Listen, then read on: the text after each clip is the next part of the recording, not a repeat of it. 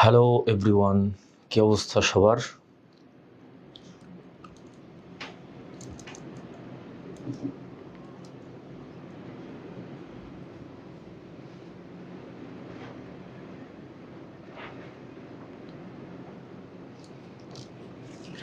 কারো কোনো সাড়া শব্দ পাওয়া যাচ্ছে না। আপনারা কে কোথায় আছেন সেটা বিষয়ে কেউ কিছু বলছেন না।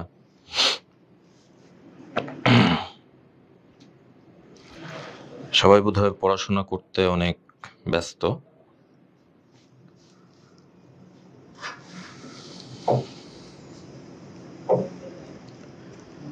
তারপর কার পড়াশোনার কি অবস্থা এখন একটু শুনি। আপনার আগে বলুন। ক্লাসে তো পড়া ধরেন আমরা অনেক বলি, অনেক কিছুই বলা হয়। এখন আপনাদের এখন কি অবস্থা সেটাও হচ্ছে একটা কোশ্চেন।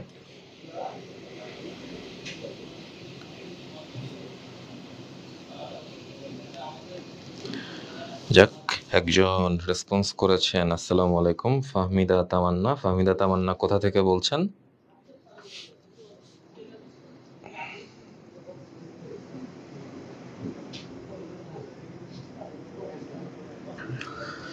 জি আলহামদুলিল্লাহ আছি।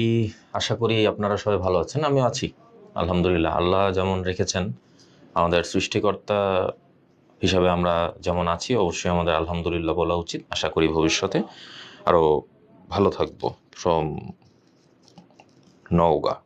আচ্ছা, ঠিক আছে। তো আমাদের আলোচনার বিষয়বস্তু সাপেক্ষে এই ভোর সন্ধ্যাবেলা গরমে পাগল হওয়া অবস্থায় একজন আসছেন, ভোরের শিশির। আসসালামু আলাইকুম ভাইয়া। ওয়ালাইকুম সালাম। ঠিক আছে, আমি আবার আপনাদের সামনে চলে এসেছি মোটামুটি একটা হিউজ টাইম পরে। আপনাদের কার কি পড়াশোনার অবস্থা কি কিছুই তো জানি না। সো আলটিমেটলি আপনাদের সাথে একটু গল্প করা, কথাবার্তা বলা, গল্পের ছলে একটু পড়াশোনা সংশ্লিষ্ট আলোচনা করা, যে কে বর্তমানে পড়াশোনার কোন অবস্থায় আছেন। পরীক্ষার দিন আস্তে আস্তে আগাচ্ছে, ঘনিয়ে আসতেছে, যে কে কোন অবস্থায় এখন পড়াশোনা রাখছেন বা কে কেমনভাবে পড়তেছেন, এটাও হচ্ছে একটা আমাদের বিষয়। তো আসেন, এটা তো আমরা স্টার্ট আপ আমাদের যা এখানে আছে, আমাদের নেটওয়ার্ক কৃষিগুচ্ছ সলভিং ক্লাস, আমাদের যাবতীয় যা আলোচনা সব হচ্ছে আমরা এর ব্যানার আসপেক্ট সিরিজ আয়োজিত নেটওয়ার্ক কৃষিগুচ্ছের যে ফ্রি সলভিং ক্লাস আপনারা এখানে দেখছেন। পুরাতন কথা একইভাবে আবার রিপিট করা, এবং আমি কে তার এই যে একটা ইয়ে আছে, যদিও ক্যামেরা ফেস এবং এটার সঙ্গে হচ্ছে মিলাতে গেলে আপনারা একটু বিপদে পড়ে যাবেন যে অ্যাকচুয়ালি এখানে কোত্থেকে কি হয়ে গেল বা কি আছে। ওকে, নাও। আচ্ছা, মেঘে ঢাকা চাঁদ বলছেন আসসালামু আলাইকুম। ওয়ালাইকুম সালাম। যাক, আপনারা হচ্ছেন একটা কাজ করুন, আপনারা হচ্ছে যে যারা ক্লাস করতেছেন আছেন, তারা প্রত্যেকে হচ্ছে একটা কাজ করতে পারেন। সেটা হচ্ছে আপনারা কাইন্ডলি আপনাদের যারা পরিচিত আছে, যারা বর্তমানে পরীক্ষার প্রিপারেশন নিচ্ছেন, সামনে দিবেন, বা একটু কষ্ট করে আপনাদের যারা এইচএসসি পরীক্ষার্থী আছে ছোট, যারা এবার পরীক্ষা দিবে, যে এই মাসে পরীক্ষা একদম শেষের দিকে 30 তারিখ থেকে শুরু, তাদেরকে দেখার জন্য হচ্ছে আপনারা এটা তাদেরকে মেনশন দিয়ে ফেলুন ঝটপট, একদম সবাইকে সিরিয়ালি মেনশন দিয়ে ফেলুন। এবং সবচেয়ে ভালো যেটা হয়, আপনি হচ্ছেন পুনরায় ক্লাসটা চেক করার জন্য আপনি আবার এটা আপনার টাইমলাইনে শেয়ার দিয়ে ফেলুন। এটা হচ্ছে সবচেয়ে সেফ, যেন পরবর্তীতে অন্য কেউ সেটা দেখতে পারে। আমি নিজেও সেটা করে ফেলতেছি। সো আই থিঙ্ক আপনাদের সেটা করে ফেলা ভালো, যদি কাজে লাগে।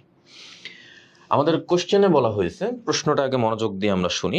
10 মোল গ্যাস এ এবং 30 মোল গ্যাস বি দ্বারা গঠিত মিশ্রণের মোট চাপ 12 অ্যাটমসফেরিক প্রেশার, বা সংক্ষেপে আমরা যেটাকে এটিএম বলে থাকি, হলে উহাতে এ গ্যাসের আংশিক চাপের মান কত অ্যাটমসফেরিক প্রেশার হতে পারে।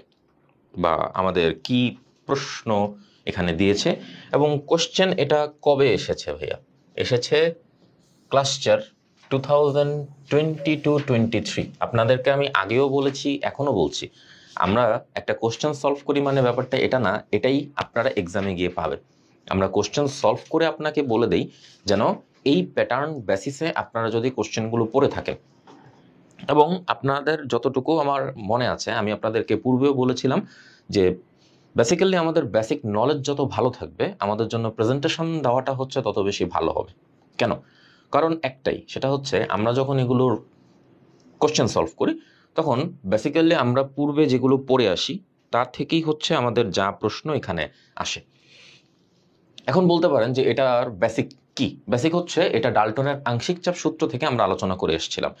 ডাল্টনের আংশিক চাপ সূত্র থেকে আমরা তখন কি পড়ি, যে আমাদের এখানে কি কি দেওয়া আছে, বা আমাদের কিভাবে আমরা একটা আংশিক চাপ নির্ধারণ করতে পারি, বা আমাদের কিভাবে তার মূল সংখ্যাও বের করা যায় রিপিটেড কোশ্চেন, বা যদি কোশ্চেনটাকে একটু ঘুরিয়ে দেওয়া হয়। কিন্তু বেসিক্যালি আমাদের প্রশ্ন সাজানো হয় এমনভাবে যে অধিকাংশ ক্ষেত্রে আমাদের প্রশ্নে জানতে চায় যে আংশিক চাপ কত। এবং আমাদের সবচেয়ে মুখস্থ রাখা সবচেয়ে সুন্দর একটা জিনিস হচ্ছে কোন মৌলের মোল সংখ্যা ডিভাইডেড বাই পাত্রের মোট মোল সংখ্যা গুণ মোট চাপ। তার মানে হচ্ছে আমরা ওই মৌলের জন্য তার আংশিক চাপ বের করতে পারবো। এটা হচ্ছে একদম ধরেন মুখস্থ। এখন আপনারা পড়তে গেলে দেখা যাবে এটার প্রসিডিউর যদি আপনারা দেখে থাকেন, দ্যাট মিনস এই প্রসিডিউরের কোনো ম্যাথ যদি আপনাকে দেওয়া হয়, দ্যাট মিনস ডেফিনেটলি আপনি সেটা ফেস করতে সক্ষম হবেন। তার জন্য দরকার কি? সূত্র মুখস্থ রাখা। তো রাজনশীল তন্ময়, ওকে, আমাদেরকে কোন গ্যাস নিয়ে কাজ করতে বলছে? এ গ্যাস। তো এ গ্যাসের জন্য যদি আপনি চিন্তা করেন, আপনার এ গ্যাস হচ্ছে টোটাল দেওয়া আছে হচ্ছে আমাদের 10, এবং আমাদেরকে মোট মোল সংখ্যা এখানে দেওয়া আছে 10 প্লাস, এবং এক্ষেত্রে টোটাল দেওয়া আছে 30 ইন্টু সে কত আমাদের 12। কারণ কি? আমাদের মোট চাপের মান কত। এখন এইখানে আপনি আলাদা করে চিন্তা ভাবনা না করে সুন্দর করে এখানে লিখুন 10, এখানে লিখুন 40, এখানে লিখুন 12। তাহলে কাটাকাটি শেষে 1/4 ইন্টু 12 আমাদের অ্যান্সার 3। এই যে এখানে ডি, যদিও আমি আপনাদের ক্যালকুলেশন করে দেওয়ার আগে অলরেডি একজন অ্যান্সার দিয়ে ফেলছেন। এখানে দুইটা জিনিস হতে পারেন, এক, উনি কোশ্চেন সলভ করতে করতে এটা ওনার মুখস্থ হয়ে গেছে, অথবা দুই, উনি কোশ্চেন দেখে দেন ক্যালকুলেশন করে আমাদেরকে ভ্যালু এখানে দেখাইছে। সো আলটিমেটলি আপনাদের যেহেতু ব্যাপন থেকে একটা কোশ্চেন এখানে আপনারা পেয়ে গেছেন, আমার মনে হয় যে এই ক্ষেত্রে আপনাদের দ্বিতীয় আর কোনো চিন্তা বা দ্বিতীয় কোনো অবজেকশন আপনার এখানে আর থাকা উচিত না। টপিক অনুযায়ী এটা কিসের? ডাল্টনের আংশিক চাপ সূত্র থেকে আমরা পেয়ে গেছি। সো আপনাদেরকে যদি ডাল্টনের আংশিক চাপ সূত্র সম্পর্কিত কোনো ধরনের কোনো ল্যাকিংস এই জায়গাতে থেকে থাকে, সেটা কভার করে দেওয়াটাই আপনাদের জন্য বেটার।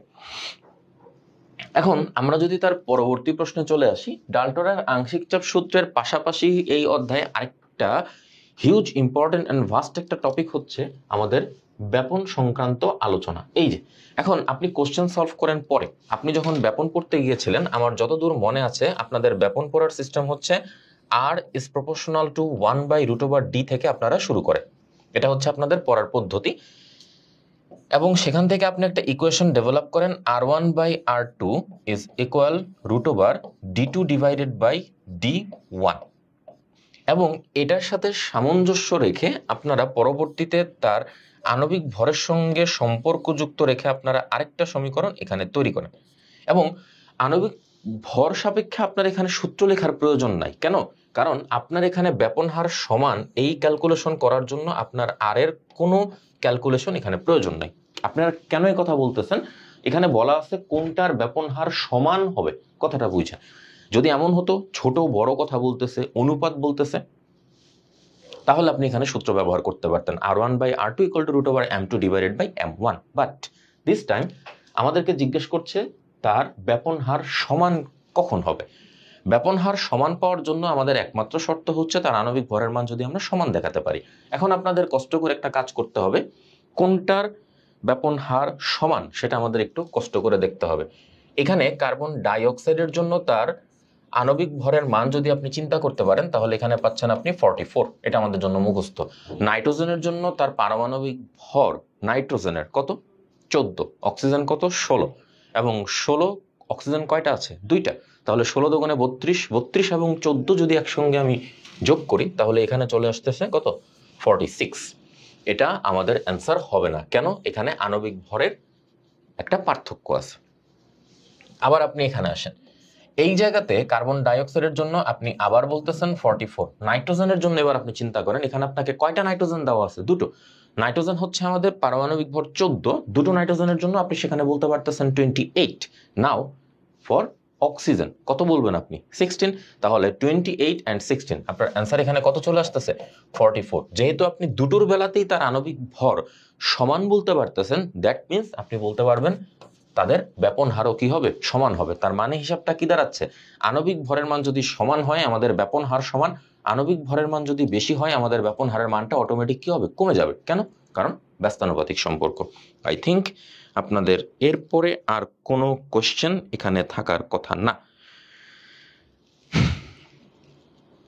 সো আমাদের এতটুকুতে আশা করতে পারি আপনাদের কোনো সমস্যা হবে না। আমাদের পরবর্তী প্রশ্ন, কোন গ্যাসটি অ্যাসিড রেইন সৃষ্টির জন্য দায়ী হবে সেটা আপনার কাছে জানতে চাওয়া হয়েছে। এবার আপনার কাছে জিজ্ঞাসা, এটা একটা থিওরিটিক্যাল কোশ্চেন, এবং থিওরিটিক্যাল কোশ্চেন হলেও যে আপনি জিনিসটাকে বাদ দিবেন, আমরা এগুলো কিন্তু অনেক ভুল করে আসি। দেখেন কতবার আসছে, যখন বাংলাদেশ এগ্রিকালচার ইউনিভার্সিটি, ময়মনসিংহের যে এগ্রিকালচার ইউনিভার্সিটি, তখন যখন আলাদা পরীক্ষা নেওয়া হতো তখনও দেখেন এটা এক্সামে আসছে, হাজী দানেশের পরীক্ষার ক্ষেত্রে এসেছে, এবং আপনি সিলেট এগ্রিকালচারের জন্য সেটা আলাদা এক্সামে এসেছে। এমনও হতে পারে এটা এবার ভিন্ন ফরম্যাটে আপনার সামনে হাজির হয়েছে। কোশ্চেন আমরা সলভ করতেছি, বাট তার পাশে আরো কিছু কথা আছে। কথা কি? আপনি যখন এই কোশ্চেনগুলো সলভ করবেন, এটা টোটালি আপনার মুখস্থ অংশের ভিতরে চলে গেছে। আপনি কিন্তু এখানে কোনো টেকনিক ইউজ করতে পারতেছেন না যে কিভাবে কোন ক্ষেত্রে আমরা এগুলো মনে রাখতে পারি। আপনার কাছে সমাধান একটাই, আমার এটা মুখস্থ করতে হবে। এবং মুখস্থ করার ক্ষেত্রে আপনার কাছে জানতে চাওয়া হয়েছে অ্যাসিড রেইনের জন্য দায়ী কে হবে। এখন অ্যাসিড রেইনের জন্য দায়ী কে হবে, একজন যেমন অ্যান্সার দিয়েছেন সি, আবার তার উপরে সালমা বেগম সেখানে অ্যান্সার দিয়েছেন সি, বলছেন sulphur dioxide. That means definitely তারা এটা মুখস্থ করে অলরেডি শেষ করে ফেলছে। এবং আপনারা যারা এবছর ঢাকা ইউনিভার্সিটিতে পরীক্ষা দিয়েছেন, আমি মোটামুটি কনফার্ম আপনারা অ্যাসিড রেইন থেকেও একটা কোশ্চেন পেয়ে গেছেন। এবং এটা টোটালি হচ্ছে আপনার চ্যাপ্টারের মধ্যবর্তী অংশের, এবং এখানে মুখস্থ করা ছাড়া কোনো উপায় নেই। কোনো ধরনের কোনো প্যাচ এখানে থাকবে না, ডিরেক্টলি কোশ্চেন করবে 4টা অ্যান্সার থেকে, মুখস্থ অ্যান্সার থাকলে আপনি সেখান থেকে দাগিয়ে দিতে পারবেন, এবং সেটা হচ্ছে সালফার ডাইঅক্সাইড। এখন যাদের মনে রাখার ক্ষেত্রে একটু সমস্যা আছে, আপনারা বলতেই পারেন যে আমরা একটু কম বুঝি বা আমাদের কম মুখস্থ থাকে, এখানে হালকা একটা টেকনিক আছে। টেকনিক কি? আপনাকে বলছে অ্যাসিড রেইন, তার মানে অ্যাসিড সংশ্লিষ্ট কোনো একটা বৃষ্টি আমাদের হতে হবে। এবং আমাদের প্রচলিত যেই অ্যাসিডগুলো নিয়ে আমরা কাজ করি তার মধ্যে একটা হচ্ছে HCl, একটা হচ্ছে সালফিউরিক অ্যাসিড, এবং আরেকটা হচ্ছে নাইট্রিক অ্যাসিড। আমার যতদূর হিসাব আপনারা এই 3টা অ্যাসিড সম্পর্কে খুব ভালো মতো বিস্তারিত কথাবার্তা আপনারা পড়ছেন, কোথা থেকে কিভাবে তৈরি হয়েছে, কোনটা কি হিসেবে কাজ করে, কোনটা কেমন তীব্র অ্যাসিড হিসেবে কাজ করতে পারে, এরকম সবকিছু। বাট আপনি একটু চিন্তা করুন এটা কিসের অ্যাসিড হিসেবে কাজ করছে এবং এটা কিসের অ্যাসিড হিসেবে আপনার সামনে হাজির হয়েছে। এই জিনিসগুলো যখন আপনি আলোচনা করতে যাবেন, আলোচনা করতে গেলেই তখন কিন্তু আপনি এই চ্যাপ্টার থেকে বের হয়ে যাবেন। ফার্স্ট পার্ট চ্যাপ্টার 3 আমরা যখন সেখানে পড়াশোনা করে এসেছিলাম, গ্রুপ এলিমেন্টস সম্পর্কে আলোচনা করতে গেলে যখন আমরা চ্যাপ্টার 5 মানে গ্রুপ নাম্বার 15, গ্রুপ নাম্বার 16 এগুলো নিয়ে আমরা যখন আলোচনা করি, তখন কিন্তু সেখানে আমরা nitric acid, phosphoric acid, orthophosphoric, metaphosphoric, phosphorous acid, অনেক অ্যাসিড নিয়ে আমরা আলোচনা করি। এবং বায়ুমণ্ডলে প্রাপ্ত বিভিন্ন যৌগসমূহের মধ্যে যেগুলো আমাদের পরিবেশের উপর অ্যাসিড বৃষ্টি ঘটানোর জন্য সবচেয়ে বেশি দায়ী, তারা হচ্ছে সালফারের অক্সাইড এবং নাইট্রোজেনের অক্সাইড। কোশ্চেন কিন্তু এখানে অনেক বের হয়ে গেছে। একটা আমি কি বললাম? সালফারের অক্সাইড, আরেকটাকে আমি কি বলতেছি? নাইট্রোজেনের অক্সাইড। সালফারের অক্সাইড হচ্ছে আমাদের জন্য দুটো, এটা আপনাদের মুখস্থ করে রাখাটা ভালো। একটাকে আমরা বলতে পারবো সালফার ডাইঅক্সাইড, আরেকটাকে আমি নাম দিতে পারবো সালফার ট্রাইঅক্সাইড। এবং নাইট্রোজেনের অক্সাইড হচ্ছে মোট 5টা। আপনি N2O থেকে শুরু করবেন, N2O5 গিয়ে শেষ করবেন। এবং আপনাদের একটা কোশ্চেন আমি সিলেক্ট করে রাখছি, সেটা আপনারা N2O5 নিয়ে পাবেন আশা করি, যতদূর আমার মনে পড়ে।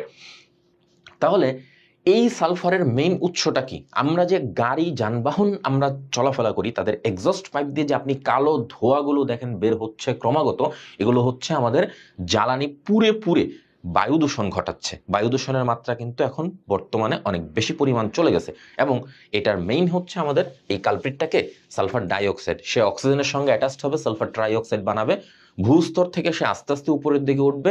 যখন সে উপরের দিকে উঠে মেঘ বৃষ্টি যে তৈরি হওয়ার যে স্তর আছে সেখানে পৌঁছে যাওয়ার পর সে পানির সঙ্গে মিশে সে আবার ভূপৃষ্ঠে পতিত হবে, এবং তখনই আমরা বলতে পারবো অ্যাসিড রেন তৈরি হয়েছে। সো এখন আশা করতে পারি, আমার মনে হয় আর কোনো সমস্যা আপনাদের হবে না।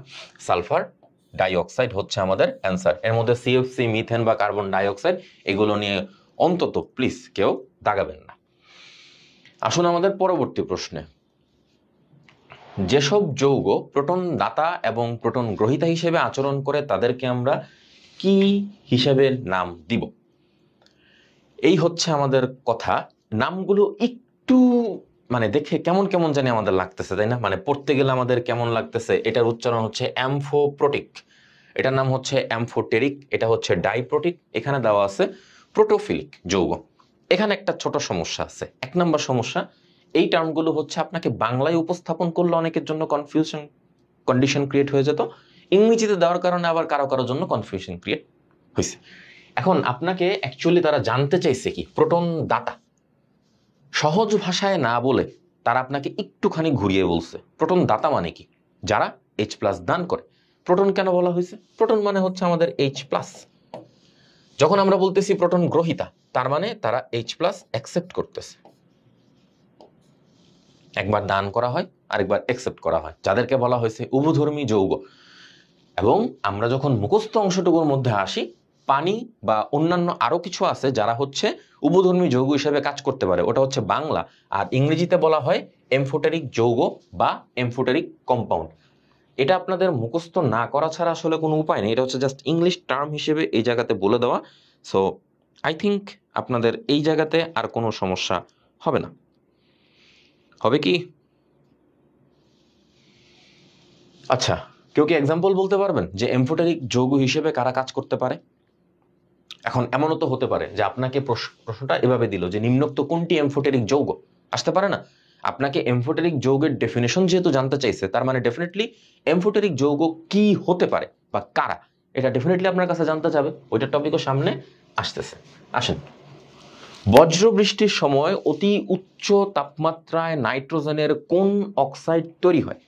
এটা যে মনে করেন পড়বে বলতে এখানে বলা হচ্ছে যে ঠিকঠাকভাবে পড়ে আসবে সেই বলতে পারবে যে সেখান থেকে কি তৈরি হচ্ছে। লিটারলি এটাও আপনি মুখস্থ বলতে পারেন। নাইট্রোজেন চক্র, নাইট্রোজেন ফিক্সেশন, মাটিতে কিভাবে বিক্রিয়া হয়, গাছে কিভাবে হচ্ছে, পরিবেশে কিভাবে হচ্ছে, এরকম বিভিন্ন টার্ম এখানে তৈরি করা আছে। এবং আপনাদের বইতে স্পষ্ট অক্ষরে বলে দেওয়া আছে নাইট্রোজেন এবং অক্সিজেন এই দুটো যখন একসঙ্গে বিক্রিয়া করবে, বিক্রিয়ার শেষে 3000 ডিগ্রি সেলসিয়াস টেম্পারেচার আপনার সেখানে দিতে হবে। যদি আপনি 3000 ডিগ্রি সেলসিয়াস সেখানে পেয়ে থাকে সে, তাহলে আপনাকে সে নাইট্রিক অক্সাইড তৈরি করে দিবে।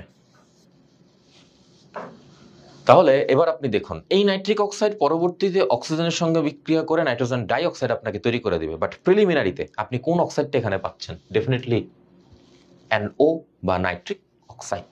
সো আমাদের অ্যান্সার এখানে বি হবে। অনুগ্রহপূর্বক কষ্ট করে কেউ আবার সি দাগিয়ে দিয়েন না, সেক্ষেত্রে সর্বনাশের 16 কলা পূর্ণ হয়ে যাবে।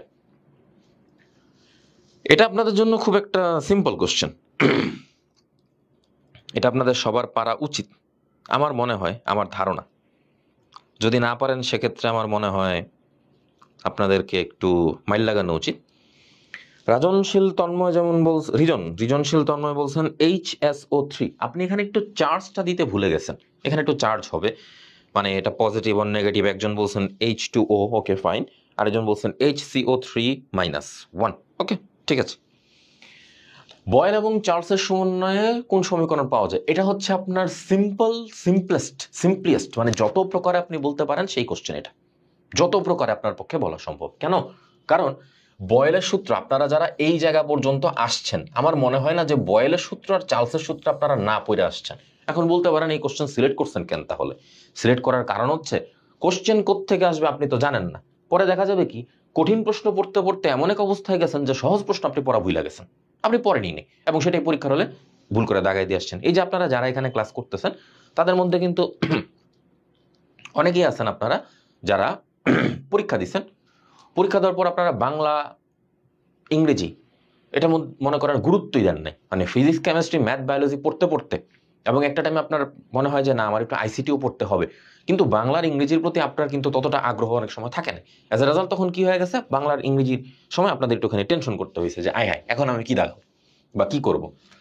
এই পুরোটা হচ্ছে আপনি বয়েল থেকে পাইছেন, পুরোটা এটা হচ্ছে আপনাদের বয়েলের সূত্রের গাণিতিক রূপ। এখানে ডি একটা অপশন আছে, কোনো টি নয়। বি এবং সি হচ্ছে আপনার মেইন গন্ডগোলের জায়গা, এবং যে পারার সে অটোমেটিক এই জায়গা থেকে এটাকে অপশন হিসেবে রেডি করে ফেলবে P1V1/T1 সমান P2V2/T2। এখানে বলছেও বয়েল এবং চার্লস, এবং আরেকটা ছোট্ট কথা এখানে বলা সমন্বয় সূত্র। গ্যাসের সমন্বয় সূত্র মানে তো আমরা একটা সূত্রই শিখে আসছিলাম, একটা হচ্ছে গ্যাসের সমন্বয় সূত্র আর একটা হচ্ছে আদর্শ গ্যাস সমীকরণ। সো সমন্বয় সূত্র আমাদের P1V1/T1 সমান P2V2/T2। কি কোশ্চেন এটা? ও ছোটখাটো একটা ম্যাথ, একদম সিম্পল ম্যাথ। কোন তরলীভূত গ্যাসের তাপমাত্রা 5 কেলভিন, তরলীভূত গ্যাস 5 কেলভিন। যদিও আমরা বর্তমানে এত আধুনিক হয়ে গেছি, আমরা 5K এই কথাটার মানে বুঝি হচ্ছে 5000। কথা সত্য? মানে এই থিঙ্কিং লেভেলে আপনারা যেভাবে কনভারসেশন ক্যারি করেন, যেমন ধরেন আপনার কাউকে হচ্ছে সরি বলা প্রয়োজন, তা আপনারা হচ্ছেন পূর্বে আমরা সরি শিখে আসছি এভাবে SORRY, আপনারা সরি লিখেন SRY।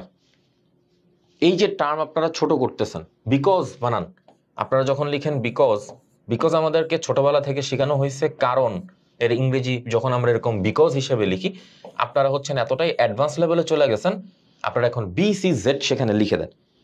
সো নেক্সট টাইম এই টাইপের কাজকর্ম করতে গেলে অন্তত প্লিজ আপনারা এখানে 5 কেলভিন দেখে ওটাকে আপনারা 5000 বানাই দিয়েন না। 5 কেলভিন মানে এখানে 5 কেলভিনই বোঝানো হচ্ছে, ইটস নট 5K। এবং আপনি শিখে আসছেন আপনাদের সেলসিয়াস স্কেলের তাপমাত্রা যদি আমাদের রূপান্তর করতে হয় ডিগ্রি থেকে, ডিগ্রি সেলসিয়াস থেকে যখন আমরা ক্যালভিনে যাব আমাদের 273 যোগ করতে হয়েছে। তার মানে রিপিট উল্টো ঘটনা আমাদের এখানে করতে হবে, ক্যালভিন থেকে যদি আমি ডিগ্রি সেলসিয়াসে ট্রান্সফার হই তাহলে আমাদের 273 মাইনাস করতে হবে। তাহলে আপনার এখানে কোশ্চেনের অ্যান্সার 5 মাইনাস 273, তাহলে আমাদের অ্যান্সার এখানে এসে ঠেকতেছে -268 ডিগ্রি সেলসিয়াস। এই হচ্ছে অ্যান্সার। এবং আপনার স্যার যদি আপনাকে বেশি প্যারা দিতে চায়, কথাটা বুঝেন, যদি আপনার টিচার আপনাকে বেশি প্যারা দিতে চায়, এমনও হইতে পারে এই কোশ্চেনটাকে উনি ডিগ্রি সেলসিয়াস না বলে ফারেনহাইটে কনভার্ট করে দিল। তো ফারেনহাইটের বেলায় কিন্তু আমরা একটা সূত্র ফিজিক্স আপনারা শিখে বলছেন, C/5 is equal F-32 divided by 9। তারপর আপনি কি বলছেন, T প্লাস কত বলতে পারবেন? সূত্র মনে আছে? 273 ডিভাইডেড বাই 5। এই কারণে যখন আমরা এগুলো কনভার্সনগুলো করি ঠিক ওই অনুযায়ী কাজ করতে হবে। যদি আপনাকে ডিগ্রি সেলসিয়াস না বলে ফারেনহাইট বলতো তাহলে মধ্যবর্তী এই সূত্র না দিয়ে আপনারা প্রথম দুটো নিয়ে কাজ করা লাগতো। এটা আশা করতে পারি আপনাদের ভুল হবে না, এবং ফিজিক্সও আপনারা এটা খুব ভালোভাবেই পড়ে আসছেন। সো দিস টাইম এখন কি আপনাদের আর কোনো সমস্যা আছে, বা এটা বুঝতে আপনাদের আর কোনো সমস্যা হবে? হবার কথা না। এখানে আপনাদের একটা কোশ্চেন দেওয়া আছে, প্রমাণ তাপমাত্রায় কার্বন ডাই অক্সাইডের ঘনত্ব 22। কোনো একটা গ্যাসের ঘনত্ব আপনাকে 22 বলে দিছে। আপনার কাছে জানতে চাওয়া হয়েছে আপনি যখন চাপের পরিবর্তন ঘটাবেন না, মানে চাপ এখানে হচ্ছে আমাদের ফিক্স থাকবে, তাহলে সেক্ষেত্রে আমাদের তাপমাত্রায় তার ঘনত্ব কত এসে দাঁড়াবে? এবার বলুন অ্যান্সার আমাদের কি হতে পারে?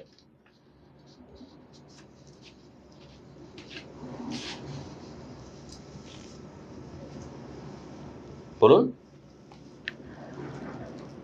আচ্ছা ক্লিয়ার, ওকে। এবার এটার প্রশ্নের অ্যান্সার কি? 8 নম্বরে আসুন। কার্বন ডাই অক্সাইডের ঘনত্ব আপনাকে দেওয়া, আপনাকে যেহেতু এখানে ঘনত্ব দিয়ে দেওয়া হয়েছে, চাপ নিয়ে আপনার কোনো কাজ করতে হবে না, এবং এটার ঘনত্ব কত আপনার কাছে জানতে চাইছে, এবং আপনাকে তাপমাত্রার কথা এখানে বলে দেওয়া আছে। তার মধ্যে আপনার ভ্যারিয়েবল যা কিছু এখানে আলাপ আলোচনা হবে সবকিছু কি হবে, তাপমাত্রা এবং ঘনত্বের সাথে তুলনা। এখন আপনার কাছে কোশ্চেন, আপনি এটার কোন সূত্র ব্যবহার করবেন? এখন আমি যেমন হচ্ছে আপনাদেরকে যে কারো জন্যই, এইচএসসি লেভেল হোক, অ্যাডমিশন লেভেল হোক, আমার আলোচনার বা কোনো একটা জিনিসের বোঝানোর কথা হচ্ছে একদম গোড়া থেকে। আপনি কিছুক্ষণ আগে গ্যাসের একটা সমন্বয় সূত্র পড়ে আসছেন, আপনাদের কি সেটা খেয়াল আছে? লিখুন তো, P1V1/T1 ইজ ইকুয়াল, আপনি এখানে লিখতেছেন P2V2 ডিভাইডেড বাই T2। এখন আপনারা বলতে পারেন যে এখানে তো আমাদের আয়তন নিয়ে কোনো কাজ নেই, আমাদের চাপের মান সমান, তাহলে শুধুমাত্র টি নিয়ে আমি কিভাবে কাজ করব? না, আপনি এখানে কাজ এখনো করবেন না, এবং আপনি শিখে আসছেন আয়তনের সাথে ঘনত্বের ব্যস্তানুপাতিক সম্পর্ক। তো যদি ব্যস্তানুপাতিক সম্পর্ক হয়ে থাকে তাহলে আপনি বলতে পারতেছেন P1 divided by D1 T1 is equal P2 divided by D2 T2। আপনার ইকুয়েশন কিন্তু রেডি। আপনাকে চাপের পরিমাণ নিয়ে কোনো কিছু বলা হয়নি, দ্যাট মিনস আপনার চাপ নিয়ে এখানে কোনো কাজ করতে হবে না। আপনার হাতে একমাত্র অপশন হচ্ছে D1 T1 সমান D2 T2, তাহলে আমাদের equation ready. D1 T1 is equal D2 T2। So এবার একটু স্টার্ট করুন। D1 এর ভ্যালু কত? স্টার্ট আপে আমাদের ভ্যালু দিয়ে দিয়েছে তারা কত, 22 ইন্টু T1। আমাদের প্রমাণ তাপমাত্রার কথা বলছে, প্রমাণ তাপমাত্রা মানে কত ডিগ্রি সেলসিয়াস বলুন? প্রমাণ মানে কত? 273।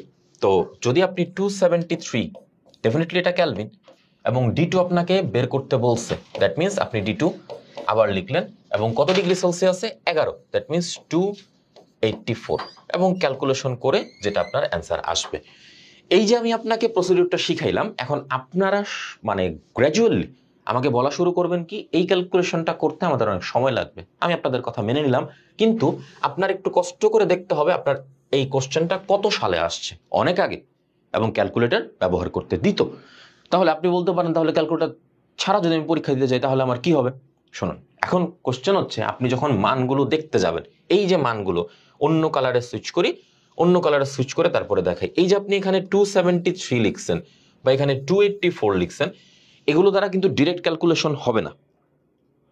ডিরেক্ট ক্যালকুলেশন যদি আপনি করতে চান তাহলে কিন্তু স্বাভাবিক অর্থে আপনার জন্য সমস্যা হবে। তারা মানগুলো এমনভাবে সাজাবে, তারা বলবে এই তাপমাত্রার দ্বিগুণ বা তিনগুণ, মানে যেন অটোমেটিক এই 273 কাটাকাটি যায়, এইভাবে আপনাকে মানগুলো সাজায় দিবে যেন আপনার সেই কাজটা করতে সুবিধা হয়। ক্যালকুলেশন জাস্ট আলটিমেটলি আপনার ক্যালকুলেশনটা এখানে মুখ্য বিষয়, আর মেইন মুখ্য বিষয় ছিল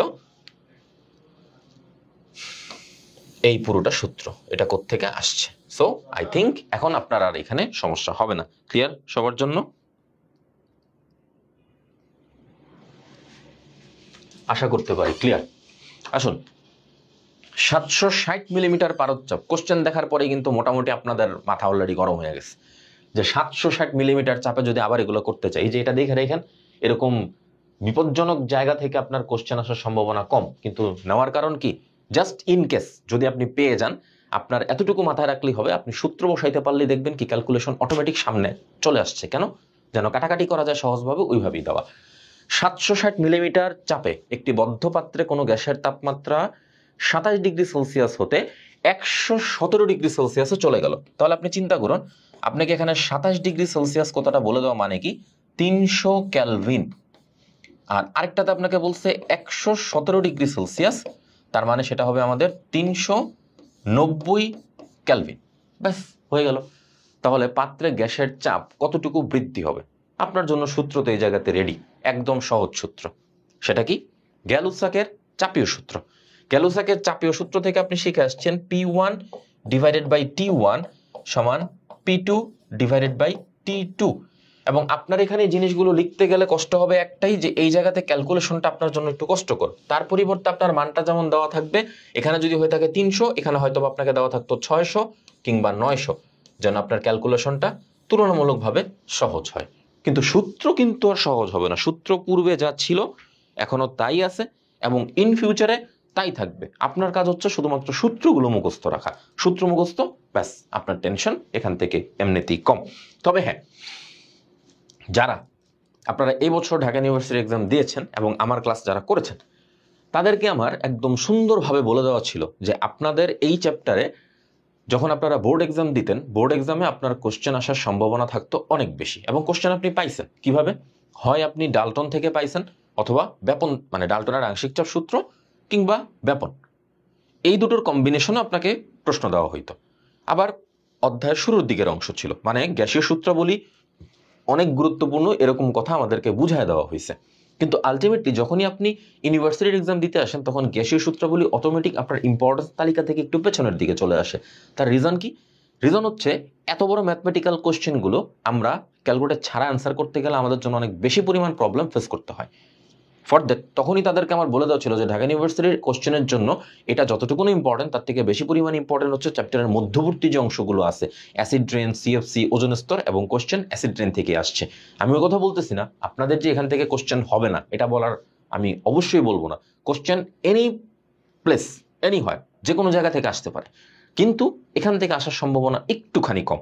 তার পরিবর্তে আপনি যদি চিন্তা করেন যে আপনার মুখস্থ যে অংশগুলো আছে, যেমন ধরেন স্টিল নাও এতগুলো ম্যাথ আপনি করতেছেন, আপনি কিন্তু অত আহামরি কোনো ম্যাথের ভিতরে যান নাই। যেমন আপনাদের জলীয় বাষ্পের কিছু ম্যাথ ছিল, কঠিন পদার্থের কিছু ম্যাথ ছিল, যেরকম গ্যাসের আয়তন চেঞ্জ হয়ে গেছে, দেন ফিনিশিং টাচে আপনাকে কোশ্চেন করা হয়তো কঠিন পদার্থের আয়তন কত, এরকম কোনো কোশ্চেনই কিন্তু আপনি পাবেন না। কেন? কারণ ওটা যথেষ্ট পরিমাণ টাইম লেংথি, অনেক পরিমাণ টাইম সেখানে কনজিউম করে ফেলবে।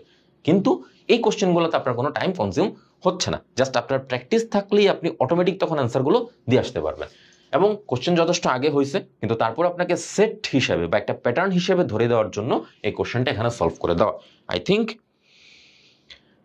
আপনাদের এখানে আর কোনো কোশ্চেন নিয়ে সমস্যা থাকবে না।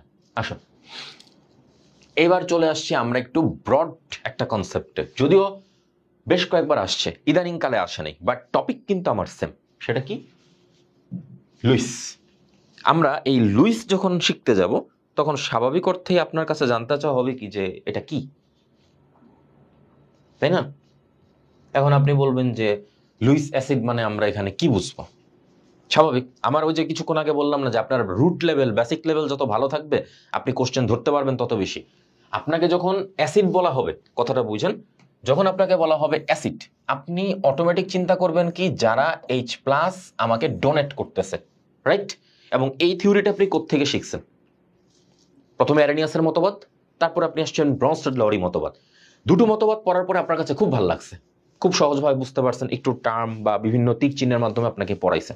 যেই মাত্র টিচার থার্ড লতে বা থার্ড রুলসে আসছেন, লুইসের মতবাদ, তখনই আপনি লিটারালি একটুখানি কনফিউজড হয়েছেন বা আপনার গন্ডগোল লাগা শুরু হয়েছে। কেন? আগের বার আপনি H+ কনসেপ্টে ব্যাখ্যা দিচ্ছেন বা প্রোটনের কনসেপ্টে, এবার আপনি ব্যাখ্যা দিচ্ছেন ইলেকট্রন পেয়ার বা ইলেকট্রন যুগলের উপর ভিত্তি করে।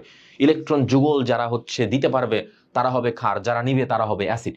তো এই কনসেপ্টের ডেভেলপমেন্ট যখন আপনি দিবেন, তখন কিন্তু স্বাভাবিকভাবে চিন্তা করতে হবে লুইস অ্যাসিড কারা। তো তখন আপনি চিন্তা করেন কি লুইস অ্যাসিড বলতে তাদেরকে বোঝানো হবে যারা ইলেকট্রন যুগল গ্রহণ করতে সক্ষম, এবং এ যাবৎকালে সবচেয়ে প্রচলিত, আবারও বলতেছি, এ যাবৎকালে সবচেয়ে প্রচলিত লুইস অ্যাসিড হিসেবে কাজ করতে পারে অ্যালুমিনিয়াম ক্লোরাইড, বোরন ট্রাইফ্লোরাইড, এগুলো। ওকে, এটা হচ্ছে আপনার জন্য মুখস্থ, এবং আমি মোটামুটি কনফার্ম যে আপনারা যারা এখানে উপস্থিত আছেন, যারা ক্লাস করতেছেন বা পরবর্তীতে কোনো সময় আবার যারা করবে, তারা আর কোনো অ্যাসিডের নাম শুনুক বা না শুনুক, তারা লুইস অ্যাসিড হিসেবে অ্যালুমিনিয়াম ক্লোরাইডের নাম অবশ্যই শুনে আসছে, এটা নিয়ে আমার কোনো ডাউট নাই। তাহলে এখন আপনি বলুন, আপনার কাছে যখন জানতে চাওয়া হবে যে নিম্নোক্ত কোনটি টোটালি লুইস অ্যাসিড হিসেবে কাজ করতে সক্ষম, কোন পেয়ারগুলো লুইস অ্যাসিড হিসেবে কাজ করতে সক্ষম, এখন আপনাদের মধ্যে যদি কারো কোনো কনফিউশন থাকে, আপনাদের হয়ে যদি আমি প্রশ্ন করি যে আপনাদের কারো না কারো মধ্যে হয়তোবা একটা প্রশ্ন আছে যে অ্যাকচুয়ালি লুইস অ্যাসিড তাহলে কারা? মানলাম আপনারা পড়েন নাই বা কোনোভাবে আপনার একটু বেসিকে প্রবলেম আছে, তো লুইস অ্যাসিড বলতে আসলে আপনি কাদেরকে বুঝবেন? লুইস অ্যাসিড হচ্ছে তারা যাদের বহিস্তরের যে অষ্টক কাঠামো অপূর্ণ থাকে। এখন আমরা শিখে আসছিলাম জন নিউল্যান্ডের অষ্টক তত্ত্ব থেকে, যারা 8টা পূরণ করে ফেলে তখন হচ্ছে গিয়ে বলি যে অক্টেট রুলস তারা অনুসরণ করে। এক্সাম্পল কি? এক্সাম্পল হচ্ছে অ্যাজ ফর এক্সাম্পল CCl4, তার মানে সে সঠিকভাবে অষ্টক কাঠামো পূরণ করে ফেলছে। কার্বনের 4টি ইলেকট্রন, ক্লোরিনের 4টি ক্লোরিনের 4টি, তাহলে মোট কয়টা হলো? 8টা। তার মানে অক্টেট রুল সে ফলো করছে। বাট যদি আপনি অ্যালুমিনিয়াম ক্লোরাইড লিখেন, যৌগ তৈরি হয়ে গেছে ঠিকই, কিন্তু অ্যালুমিনিয়ামের 3টা ক্লোরিনের জন্য 3টা, মোট আমাদের ইলেকট্রন হলো কয়টা? 6টা। তার কিন্তু অক্টেট রুল টোটালি সে ফলো করতে পারে নাই, তার দুটো স্লট বা দুটো জায়গা ফাঁকা আছে, সেই দুটো জায়গাতে আপনি কি করতে পারবেন, ইলেকট্রন যুগল ইনপুট দিতে পারবেন। সে যেহেতু ইলেকট্রন যুগল অ্যাকসেপ্ট করতেছে, that means without any doubt সে তখন লুইস অ্যাসিড হিসেবে কাজ করতে সক্ষম। তাহলে আপনার হাতে অপশনে আসতে পারে হয় অপশন বি অথবা কি অপশন ডি। এখন অপশন বি এবং ডি এর মধ্যে কোনটাকে আপনি প্রপারলি বলবেন যে সে লুইস অ্যাসিড হিসেবে কাজ করতে সক্ষম। এখন HCl তো লুইস অ্যাসিড হিসেবে আমাদের কাজ করার কোনো কথা বা কোনো অপশন এই জায়গাতে নাই। এবং ফেরিক ক্লোরাইডের বেলাও আপনি জানেন ফেরিক ক্লোরাইডও কি একটা লুইস অ্যাসিড হিসেবে কাজ করতে সক্ষম। কেন? বহিঃস্তরে ফাঁকা জায়গা আছে, ফাঁকা জায়গা না থাকলে কখনোই ইলেকট্রন যুগল গ্রহণ করা সম্ভব না। সো আমাদের answer B, aluminium chloride, ferric chloride কারা কারা লুইস অ্যাসিড হিসেবে কাজ করতে পারে। এখন আপনি বলেন কনসেপ্ট অনুযায়ী যতটুকু আপনি এখানে পড়ে ফেলছেন বাকিটা আপনার মুখস্থ করা ছাড়া কিন্তু কোনো আর উপায় নাই। এটার পাশাপাশি আপনি এটাও বলতে পারবেন BF3 হিসেবে কাজ করতে পারে, একটা লুইস অ্যাসিড হিসেবে। এখন বলুন, মোটামুটি ক্লিয়ার হয়ে গেছে আপনাদের?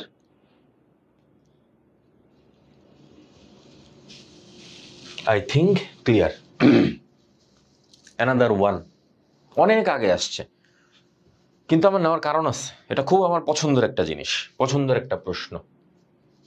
নিম্নের কোনটি পানিগ্রাহী পদার্থ হিসেবে কাজ করে? নিম্নের কোনটি? এনিওয়ান বলতে পারবেন? Zinc chloride, calcium chloride, sodium hydroxide, sodium chloride, which one? প্রচলিতভাবে যারা পানিগ্রাহী, নিরোধক, পানিগ্রাহী বলতে বা মোটামুটি আপনি নিরোধকও বলতে পারেন, যারা পানি শোষণ করে ফেলে, পানি বের করে নিয়ে আসে, এগুলো। এনিওয়ান? কেউ কিছু বলছেন? 11 B, Saika Alam, B calcium chloride. এখানে উনি পারফেক্টলি একটা সুন্দরভাবে উত্তরটা দিয়ে দিচ্ছেন। এবার আসেন আমরা ব্যাখ্যায় চলে যাই। এটার কোনো প্রপার ব্যাখ্যা আমাদের বইতে নাই, মুখস্থ। একটা সময় ছিল, তৎকালীন সময়ে যেই বই ছিল ওই বই অনুযায়ী ব্যাখ্যা ছিল, কিন্তু আপনাদের বইতে বর্তমানে ব্যাখ্যা আছে কিন্তু অন্য যৌগ সাপেক্ষে। প্রমাণ চান? আসেন একটা প্রমাণ দেই। প্রমাণের জন্য আপনি এখন চলে যান একটু অর্গানিক কেমিস্ট্রিতে। সেখানে আপনাকে অ্যালকিন যদি আমি প্রোডাকশন হিসেবে আপনার সামনে হাজির করি, আপনি যখন অ্যালকিন প্রোডাকশনে যান তখন আপনি লিখেন যে CH3CH2OH, ইথানল একটা অ্যালকোহলের সঙ্গে যখন আপনি বিক্রিয়া দেওয়া শুরু করেন এবং সেখানে আপনি লিখেন সালফিউরিক অ্যাসিড, যে সর্বপ্রথমে বিক্রিয়া দেখবে, বিক্রিয়া দেখার পরে তাকে জিজ্ঞেস করা হবে যে এই বিক্রিয়াতে সালফিউরিক অ্যাসিড কি হিসেবে কাজ করছে, তার প্রথম অ্যান্সার হবে সে অ্যাসিড হিসেবে কাজ করে। যে একটুখানি টেকনিক্যাল মনে করবে যে না, আমাকে যেহেতু এই প্রশ্ন করছে তার মানে একটু এদিক সেদিক হইতে পারে, সে বলবে এখানে সে প্রভাবক হিসেবে কাজ করছে। দুটো অ্যান্সারই ভুল। এখানে সালফিউরিক অ্যাসিড নিরোধক হিসেবে কাজ করে। নিরোধক মানে কি? যারা কোনো যৌগ থেকে পানি বের করে নিয়ে আসে বা পানি শোষণ করে, এখানে মধ্যবর্তী একটা যৌগ হয়, সেই যৌগটা হচ্ছে ইথাইল হাইড্রোজেন সালফেট। আমি ছোট করে এখানে লিখে দিলাম জাস্ট আপনাদেরকে বোঝানোর জন্য। আপনি এখানে সালফিউরিক অ্যাসিডকে ব্যবহার করছেন একটা অ্যাসিড হিসেবে না, এখানে সালফিউরিক অ্যাসিডকে ব্যবহার করা হয়েছে নিরোধক হিসেবে বা পানিগ্রাহী পদার্থ হিসেবে।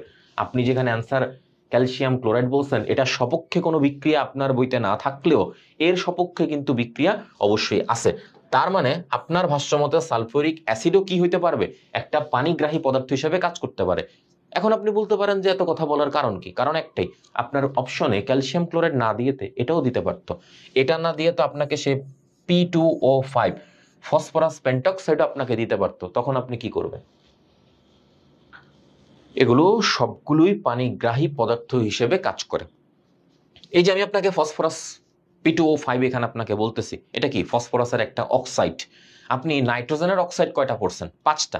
ফসফরাসের অক্সাইড আপনি কয়টা পড়ছেন? আপনার বইতে স্পষ্ট করে লিখে দেওয়া আছে ফসফরাসের অক্সাইড হচ্ছে আমাদের 4টা, এর মধ্যে দুটো স্থায়ী, দুটো অস্থায়ী। স্থায়ী যে দুটো আছে তার মধ্যে সেটা একটা, আর আরেকটা হচ্ছে P2O3। তার মধ্যে P2O3 পানিগ্রাহী কোনো পদার্থ হিসেবে কাজ করে না, যা কাজ করার কে করে? এই P2O5 হিসেবেই করে। যে কথাগুলো বললাম এতটুকু মনে রাখলেও আপনার অনেক উপকার দিবে। আপনি পড়তেছিলেন পানিগ্রাহী পদার্থ, সেখান থেকে অ্যালকিন প্রোডাকশনের একটা রিঅ্যাকশন আপনি পড়ছেন, যেটা এই যে কোশ্চেনটা, এই কোশ্চেনটা আপনি খেয়াল করে দেখেন, আপনি কোশ্চেন ব্যাংক সলভ করতে গেলে দেখবেন কি এই বিক্রিয়াটা পর্যন্ত পরীক্ষায় আসছে। এই কারণেই আপনাদেরকে দেখায় দেওয়া এবং এটা তো একদম আপনাদেরকে স্পষ্ট করে বলে দেওয়া, এটাও কোন একটা বার পরীক্ষায় এসেছে, আপনারা কোশ্চেন ব্যাংক সলভ করতে গেলেই পাবেন। আই থিঙ্ক এখন আর সমস্যা হবে না। এখন একজন এ বলছেন, যারা মুবাশশিরা, আপনার কনফিউশন দূর হয়েছে? এটা তো এ হবার কথা না।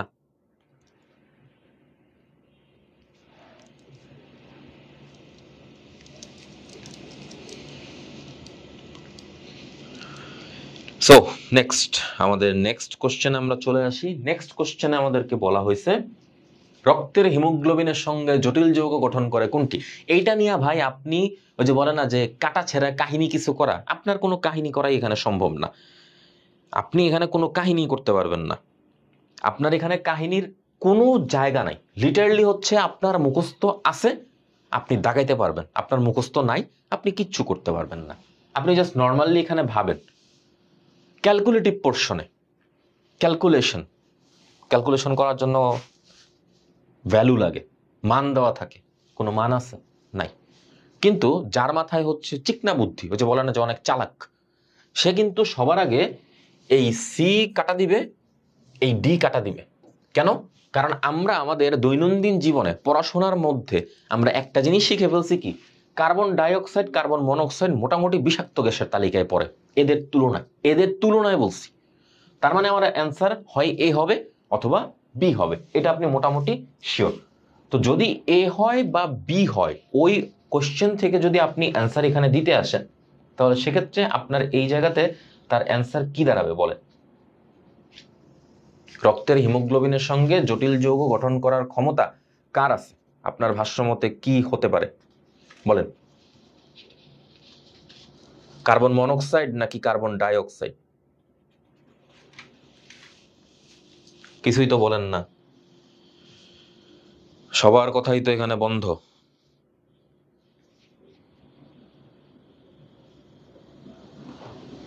কারো কিছু নাই, কোনো অপশন নাই? রক্তের হিমোগ্লোবিনের সঙ্গে জটিল যৌগ কারা গঠন করে, এটা নিয়ে কেউ কিছু বলতে পারবেন না?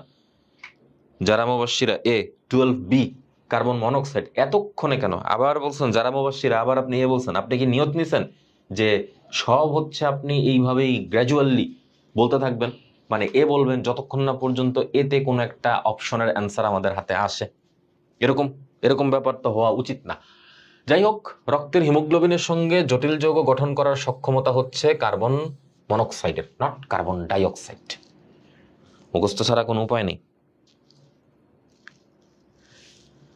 ওকে, তাহলে এখন আরেকটা জিনিস আসেন, আপনারা এটা দিয়েছেন দ্বিতীয় আরেকটা মুখস্থ জিনিস। আপনার এখানে আসলে মুখস্থ ছাড়া কোনো মাপ নাই, মানে মুখস্থ না করলে আপনার জন্য একদম মনে করেন পুরো সর্বনাশের শেষ অবস্থায় চলে যাবে।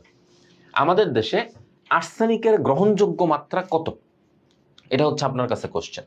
আমরা কত হচ্ছে তার গ্রহণযোগ্য মাত্রা হিসেবে কাজ করি?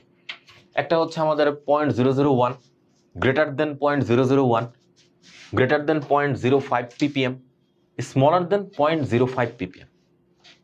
Which one? অ্যান্সার আছে? তাহিয়া সিদ্দিকা তাসনিম, আপনি বলছেন বি, গ্রেটার দেন। এই যে দেখেন আরেকটা ভুল করছেন। আর্সেনিক একটা হেভি মেটাল, তার মানে তার পরিমাণ যত কম থাকবে আমাদের জন্য তত ভালো।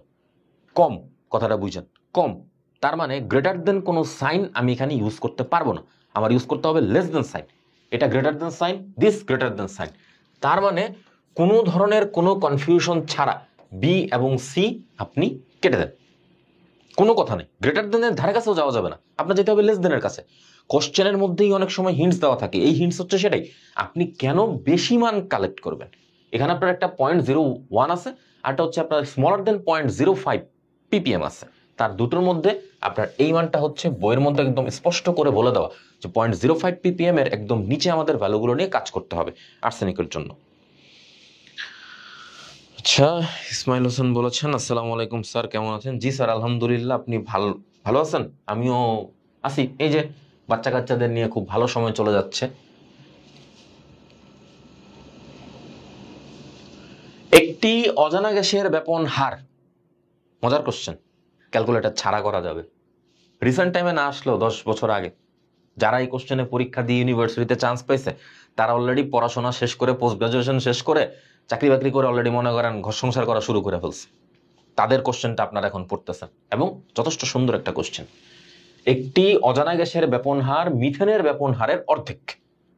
কার অর্ধেক? মিথেনের। মানে মিথেন যা তার অর্ধেক সেটা হবে। অজানা গ্যাসটির আণবিক ভরের মান কত? আপনি জাস্ট এখন চিন্তা করেন, আপনাকে আমি কি কি মান দিয়ে দিছি। আপনাকে আমি গ্যাসের কথা একটা বলছি কি মিথেন, আর একটা অজানা গ্যাস, তার আণবিক ভর আমাদের বের করতে হবে, এবং তাকে আপনাকে কি দেওয়া আছে? তার মলিকুলার ওয়েট। এখন আমাদের সূত্র কি? সূত্র হচ্ছে কোনো কথা নাই, আপনি বলতে পারবেন R1/R2 is equal √M2 divided by M1। এটা ছাড়া আপনার হাতে আর কোনো সূত্র নাই। এবং আপনার জন্য আমি জিনিসটাকে অন্যভাবে একটু প্রেজেন্ট করি। আপনাকে অজানা গ্যাসের ব্যাপন হার বের করতে বলছে। গ্যাসটির আণবিক ভরের মান কত? ব্যাপন হার মিথেন গ্যাসের ব্যাপন হারের অর্ধেক। তার মানে আপনি যদি এখানে Rx ধরেন একটা অজানা গ্যাস, নিচে আপনি ধরলেন RCH4, যেহেতু মিথেন আপনাকে ইন্ডিকেট করে দেওয়া হয়েছে। পরবর্তীতে আপনি লিখলেন মলিকুলার ওয়েট অফ CH4। কেন? কারণ C2 M2 উপরে আমাদের, এবং নিচে হচ্ছে আমাদের Mx। আমাদের আলটিমেট কাজ কি?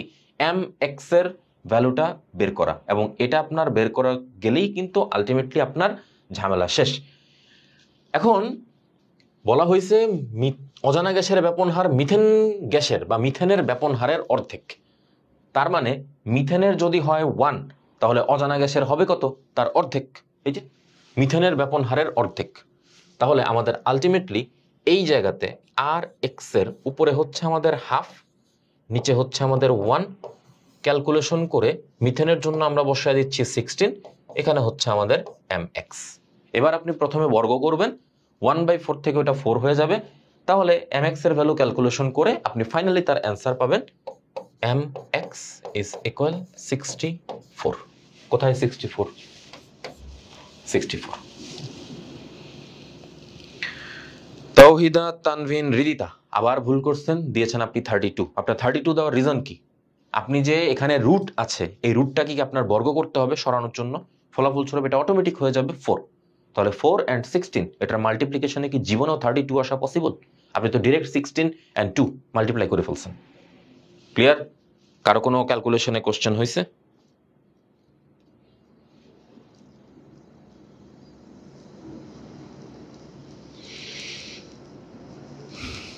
ক্লিয়ার সবার জন্য?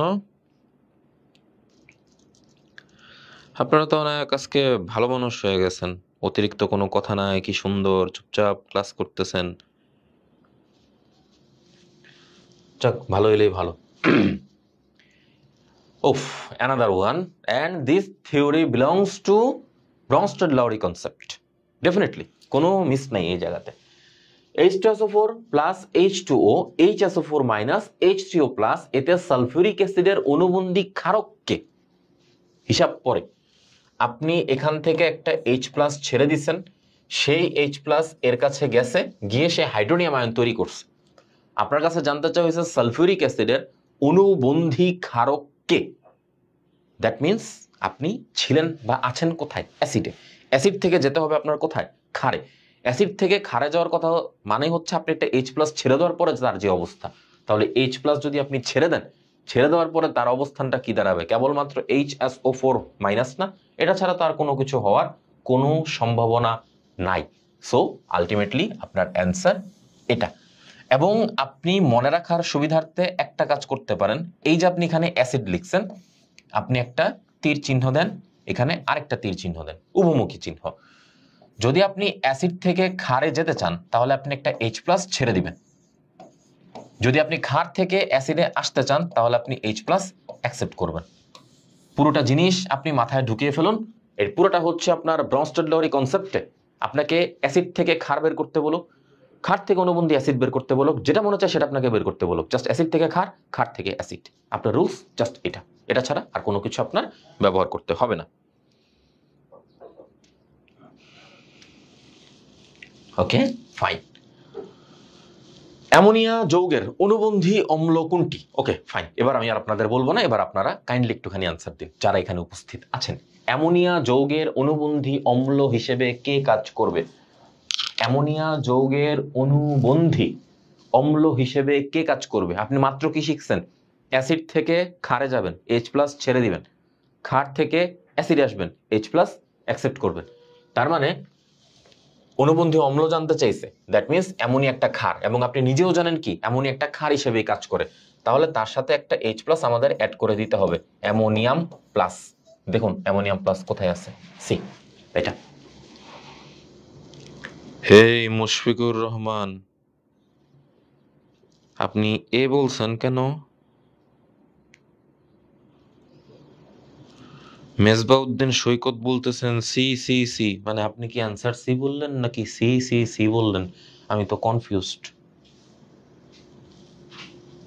হ্যাঁ,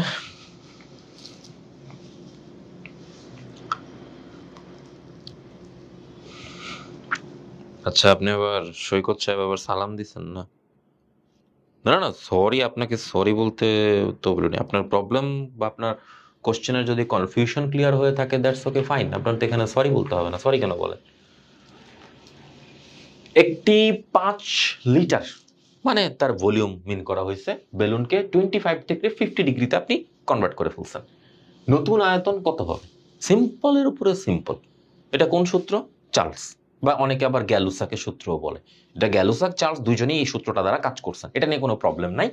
আপনার সূত্র হচ্ছে V1 ডিভাইডেড বাই T1 সমান V2 divided by T2। Ready? শেষ। এবার আপনি হিসাব করুন আপনাকে আমি কি কি এখানে দিচ্ছি। আপনাকে 5 লিটার তার ভলিউম আপনি এখানে রেডি করছেন 5। নতুন আয়তন আপনার কাছে জানতে চাইতে বলছে, তার মানে সূত্রের মতো করে আপনার এখানে V2 বের করতে হবে। T1 এর হিসাবটা করেন তো। T1 আপনাকে বলছে 25, দ্যাট মিনস আপনি এখানে লিখবেন 298, রাইট? 25 প্লাস 273। এরপর আপনাকে বলা হয়েছে 50, 50 মানে হচ্ছে 323। আবার আপনি বলবেন ভাইয়া ক্যালকুলেটর নাই। ওকে ফাইন, কোনো সমস্যা নেই। আপনি যে মানগুলো বসাবেন, মানগুলো এমনভাবেই দেওয়া হবে, যদি এটা 298 হইতো তাহলে এটা হয়তো আপনার ধরেন অ্যাজ ফর এক্সাম্পল 496, যেন দুইটা আপনি ইজিলি কাটাকাটি করতে পারেন। 596 যেন আপনি ইজিলি কাটাকাটি করতে পারেন। কাটাকাটি শেষে যেন আপনার ক্যালকুলেশনটা এরকম ভাবে হয়, কিন্তু তারপরেও আপনাকে হচ্ছে কেবলমাত্র সূত্রটা এখানে দেখানো, সূত্র দেখায় যেন আপনি অ্যান্সারটা এখানে সুন্দরভাবে বের করতে পারেন। এবং কোশ্চেনের অ্যান্সার অনুযায়ী এটা এখানে আপনাকে অ্যান্সার দেওয়া আছে, যেটা 5.4 লিটার, যেটুখানি ছোট আসবে ক্যালকুলেশনেরটা 5.4। এটা ক্যালকুলেটর ছাড়া আসলে আপনি ঠিকঠাক ভাবে পারবেন না, শুধুমাত্র প্রসিডিউর এখানে বলে দেওয়া। ওকে নেক্সট, এটা আপনারা বলুন। আপনারা 2 কোশ্চেন এখান থেকে পাইছেন, 2টা অলরেডি, এটা থার্ড টাইপ, মানে থার্ড কোশ্চেন একই টপিকের question. HCl H2O H3O plus Cl minus বিক্রিয়াটিতে HCl এর অনুবন্ধী ক্ষারক কি হবে বলেন সবাই জলদি। 19। HCl এর অনুবন্ধী ক্ষারক কি হবে? কি বলছি? ক্ষারক, তার মানে সে অ্যাসিড। অ্যাসিড থেকে ক্ষারে যেতে গেলে আমাদের কি করতে হইতো দেখেন তো। আমি যে আপনাদেরকে এখানে পড়াইলাম, বললাম, এই যে অ্যাসিড থেকে ক্ষারে যাবেন, H+ ছেড়ে দিবেন। অ্যাসিড ছিল কি আমাদের HCl, তার মানে এই জায়গাতে আপনি যখন এখানে আসতেছেন HCl এর বেলায়, সেখান থেকে H+টা ছেড়ে দিলে আপনার হাতে একমাত্র ক্লোরিন ছাড়া কিন্তু আর কোনো কিছু থাকে না। সো ওইটাই আমাদের অ্যান্সার। ওফ, মোটামুটি ক্রিটিক্যাল না, টেকনিক্যাল একটা কোশ্চেন। ভ্যান ডার ওয়ালস ধ্রুবক এর সঠিক একক কি? এখন আপনি একটুখানি ভাবেন তো, আপনার ইকুয়েশনটা কি ছিল? P plus n square A divided by V square, right? আপনাকে এর ব্যাপারে জানতে চাইছে, এর সঠিক একক কি, তাহলে n কি, V কি? আপনি এখানে n এর ভ্যালু বসাইতে পারবেন মোল, তার উপরে স্কোয়ার, নিচে আমাদের কি আছে? V। আয়তন কি? লিটার। আয়তন যদি আমাদের লিটার হয়, তাহলে আবার আমি লিখলাম এখানে লিটার স্কোয়ার। তাহলে এখন আমাকে বলেন এই জায়গাতে আপনার অ্যান্সার কি হতে পারে?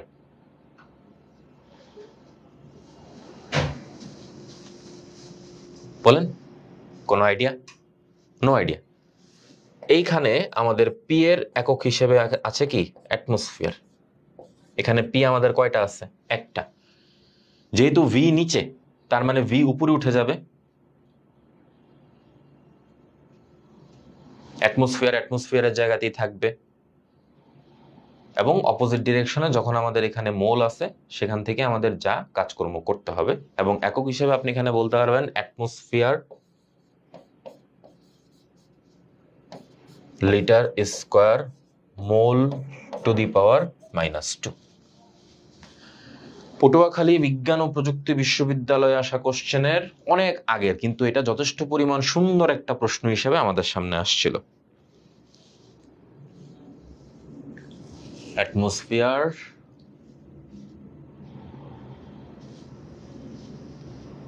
Litre square mole to the power -2।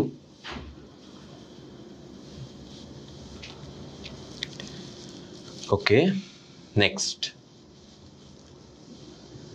6 mole oxygen and 14 mole nitrogen gas মিশ্রণের মোট চাপ 200 মিলিমিটার হলে অক্সিজেন গ্যাসের আংশিক চাপের মান কত? অনেক কাল আগের কোশ্চেন, কিন্তু আসার মতো। আপনি প্রথমে চিন্তা করেন আপনার কাছে আমি কার কোশ্চেন বলছি, অক্সিজেনের জন্য কাজ করতে হবে, এবং অক্সিজেনের জন্য কাজ করতে গেলে আপনি চিন্তা করেন আপনাকে অক্সিজেন কত মোল দিয়ে দিছি আমি, 6, এবং আপনার টোটাল মোল নাম্বার হচ্ছে 6 + 14, তাহলে ইনটু আমাদের মোট চাপের মান কত, 200। তাহলে এখানে আপনি চলে আসুন 6 ডিভাইডেড বাই আমাদের 20 ইনটু 200। তাহলে কাটাকাটি শেষে আমাদের 6 ইনটু 10 অ্যান্ড 60। কোথায় আছে 60? এতে 60 মিলিমিটার পারদ চাপ। ওকে, ফাইন।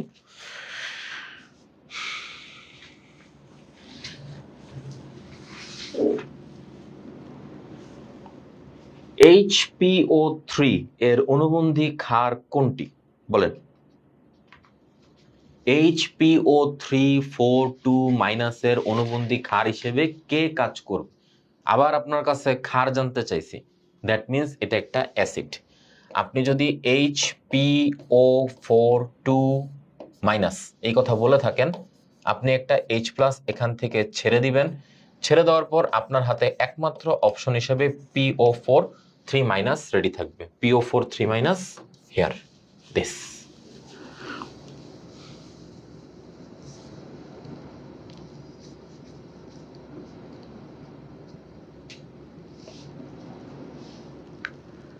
ঠিক আছে, আই থিঙ্ক এতেই হয়ে যাবে। দ্য নেক্সট ওয়ান, নিম্নের কোনটি ওজোন স্তর ধ্বংসের জন্য দায়ী নয়? এবার বলেন। এতক্ষণ তো আপনি পড়ছেন দায়ী দায়ী, কোনটা দায়ী হবে, এখন কোনটা দায়ী হবে না বলে আপনি মনে করেন, বলেন। এখানে কোনটা দায়ী হবার কোনো সম্ভাবনা নাই?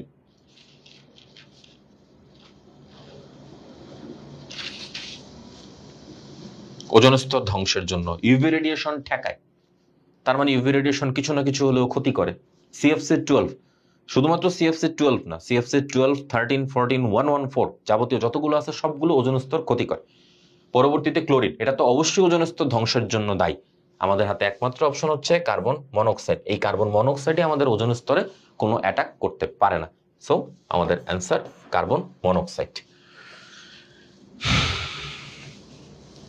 অ্যান্ড আচ্ছা, ধন্যবাদের হিসাব আমরা এবার শুরু করি।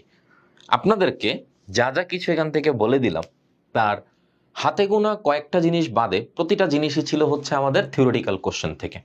থিওরিটিক্যাল কোশ্চেনের মধ্যে আপনি আর্সেনিক পাইছেন, ক্যাডমিয়াম বা লেড, এই দুটো নিয়ে আমি কোনো কিছু বলিনি। দ্যাট মিনস ব্যাপারটা এটা না যে আপনার সেখান থেকে কোনো কিছু পড়তে হবে না। এই মুখস্থ অংশের পুরোটাই আপনার ক্যারি করতে হবে। কেন? কারণ আপনার সেখানে হচ্ছে দরকার মুখস্থ। কারণ আর্সেনিকের কোশ্চেন যেহেতু পরীক্ষায় আসছে, আপনার অবশ্যই ক্যাডমিয়াম লেড এগুলো থেকেও পরীক্ষায় আসতে পারে। নাম্বার 2, আপনি যখন পানির বিশুদ্ধতার মানদণ্ড নিয়ে আলোচনা করবেন, সেখানে তার পিএইচ এর মান, বিওডি, সিওডি, টিডিএস, ডিও, এগুলো সবগুলো মান আপনার মুখস্থ করতে হবে। এবং অবশ্যই ওয়ার্ল্ড হেলথ অর্গানাইজেশন কর্তৃক যতটুকু আমাদের ভ্যালু দেওয়া আছে ওই ভ্যালুগুলোর মধ্যে। এরপর আপনি অ্যাসিড রেইন, সিএফসি, গ্রিনহাউস গ্যাসের জন্য ইফেক্ট হচ্ছে কারা কারা করতেছে, কাদের কারণে তাপমাত্রা বাড়তেছে, বা গ্রিনহাউস গ্যাসের ইফেক্ট কার কার কারণে হচ্ছে, এগুলো আমাদের মুখস্থ করতে হবে। অধ্যায় শুরুতে আমরা কিছু সূত্রাবলী সম্পর্কিত আলোচনা করি, যার 2-4টা ম্যাথ আপনি করছেন, এগুলো আসার সম্ভাবনা আসলেই কম। আপনার থিওরিটিক্যাল কোশ্চেন থেকে বা থিওরিটিক্যাল পোর্শনটা থেকে এবার প্রশ্ন আসার যথেষ্ট পরিমাণ সম্ভাবনা আছে, এবং আশা করতে পারি আপনারা এই চ্যাপ্টার থেকে থিওরি বেসিসের কোশ্চেনটুকুই বেশি পাবেন।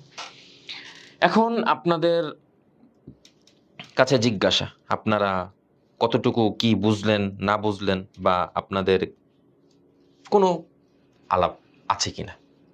এখন আপনারা তো এই জায়গাতে ধরেন পরিবেশ রসায়ন পড়লেন, যাদের পরিবেশ রসায়নের কনসেপ্ট খুব ভালো আছে তাদের জন্য পরিমাণগত রসায়ন স্টোইকোকেমিস্ট্রিটাও আমাদের জন্য খুব ভালো, ওখান থেকে আপনি পড়ে ফেলতে পারবেন একটা আরেকটার সাথে কম্বিনেশন। তার মধ্যে আপনাদের একটা প্যাথেটিক টার্ম একটা জায়গা তো আসি, অর্গানিক, ওটা তো আপনাদের আসলে কিছু বলার নাই, ওইটা আপনারা এমনিতেই খুব ভালোভাবে ভালো পারবেন, বুঝবেন।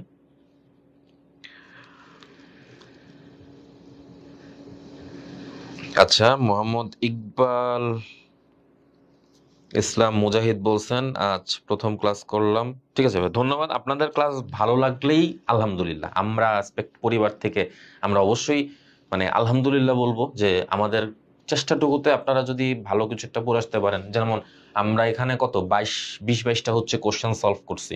কোশ্চেন সলভে আপনারা কোশ্চেন সরাসরি না পান, আপনি যদি এখানকার রিলেটেড একটা কোশ্চেন এক্সামে পেয়ে যান সরাসরি, তাহলে আমার মনে হয় যে অ্যাটলিস্ট আমাদের কোশ্চেন সার্থক। অনেক হয়তো আপনারা বলবেন যে একটা কোশ্চেন কমন পাওয়াতে এত সার্থকতা, আসলে কোশ্চেন কমন পাওয়া নয়, ভর্তি পরীক্ষার মতো ভাস্ট একটা জায়গাতে আপনি একটা সিমিলার টপিক থেকে কোশ্চেন কমন পাওয়া যাবে না, আপনার কনফিডেন্স লেভেল এমনিতেই গ্রো হওয়া যে না আমি পারবো। তো এত ক্লাস করছেন, কমপ্লিমেন্ট দিয়েছেন, তার জন্য অনেক অনেক ধন্যবাদ। আশা করতে পারি আমাদের পরবর্তী যে ক্লাস, যেমন আমাদের আজকে এর আগেও ক্লাস হয়েছে, আগামীকালও হবে, এরকম রেগুলারলি আমাদের ক্লাস চলতে থাকে। তো আপনারা অবশ্যই ক্লাস করবেন এবং যত প্রকার সম্ভব শেয়ার দিবেন, এবং আপনাদের আশেপাশে যারা আছে তাদের প্রত্যেককে ক্লাস করার জন্য আমন্ত্রণ জানাবেন। তো সবাই ভালো থাকুন। আজকে এতটুকু পর্যন্তই আপনাদের সাথে আলোচনা। ভবিষ্যতে পরবর্তীতে আল্লাহ যদি সহায় থাকেন, বেঁচে থাকি, তাহলে অবশ্যই অন্য কোনো একটা চ্যাপ্টার নিয়ে আপনাদের সামনে আবার হাজির হয়ে যাব। ঠিক আছে, ধন্যবাদ সবাইকে। আসসালামু আলাইকুম।